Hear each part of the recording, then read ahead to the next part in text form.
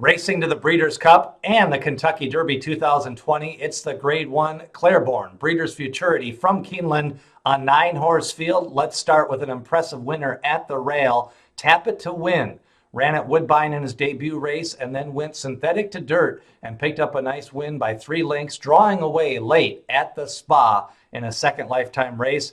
Breeding says he can get a mile and a 16th, maybe even a mile and a quarter that first Saturday in May. He's by Tappet out of a Medaglio d'Oro mare, and that's some good stamina on the sire side, a little bit of craziness on that sire side as well, and some distance and some class on the mare side. I like the body build. I think he's going to get a mile and a 16th, and his Brisnet speed figure came up fast. So he's got the speed figure, he's got the form, and he's got a great pattern. I like that sprint route. His third lifetime race, coming off 2 sprints, going a route in his third lifetime start.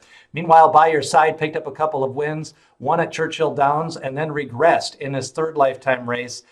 And another son of Constitution that's been winning first crop and lost kind of in the slop and the hopeful, but faced faster fractions that day. I think the key to him in this race is to be able to relax.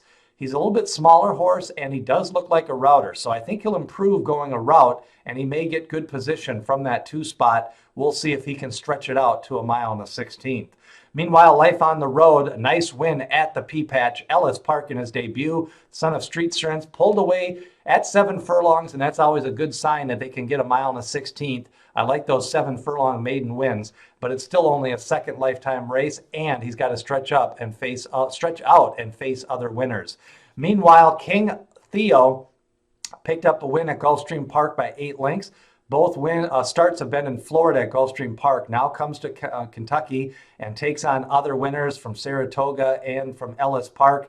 We'll see what King Theo can do here. His Brisnet speed figure is a little bit less than some of the other maiden winners, Tap It to Win, Life on the Road, and a few others. So we'll see if King Theo can step up in class here in the Breeders' Futurity. Enforceable is a full brother to Mohamed. He'll take some money because of that, but it took him 4 wins to get his maiden victory.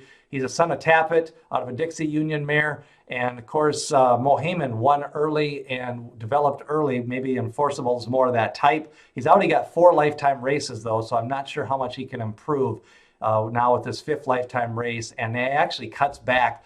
Running 9 furlongs early usually is not a good long-term sign that they're going to have a long career or even develop into a more of a mile and a quarter horse. Kind of just means usually that they're slow plotters. So we'll see. He was kind of all out in that maiden victory. Maxfield, another winner, first time out. Churchill Downs, Godolphin sends this one out. Got that Godolphin breeding that they like. Street Sense on the mare side, Street Sense and Bernardini from that mare side. And Godolphin, this is a homebred, and picked up a nice win in that debut. Came off the pace, and that was at a mile. Now he goes a mile and a 16th in that second lifetime start. American Butterfly, first crop of American Pharoah, picked up a win at Saratoga, but that was when he went wire to wire, and they were catching him late. That was kind of a front-running track that day, so I'm going to toss American Butterfly from the win end for my analysis. Adjaweed picked up a win in the second lifetime start, son of Curlin. 89 Brisnet speed figure. That was a debut race of an 80 speed figure. So he's improving. Third lifetime race. Again, a key factor for a lot of these nice 2-year-old horses is that 3rd and 4th lifetime races. That's where you really see that progression where they can improve by 5-6 speed points in their development. Now, he did come up from off the pace in both of his races, and I like the way that he was able to kind of go around horses in his second lifetime start. So we'll see if he can stretch out to that mile and a 16th, but I think Adjaweed is going to be my top selection in this race. Meanwhile, we go to January 1, who picked up a win. Ken McPeak sends out this horse. Saratoga in his debut picked up a nice win and then ran against Dennis's Moment in the Iroquois Stakes. You know, never really got on track that day, got 15 lengths behind and just never closed any ground. I'm not so sure that they tried that hard late in the race. Wasn't a lot of pushing late. So I think he's better than that. Just not sure he can face up against some of these other top winners like Tap It to Win and Adjaweed. Meanwhile, Governor Morris, he'll be one of the top 2 favorites. A 9-length win at Saratoga. Son of Constitution. And Javier Castellano rides. J.R. Velasquez rode in the debut race. Todd Pletcher sends out this one.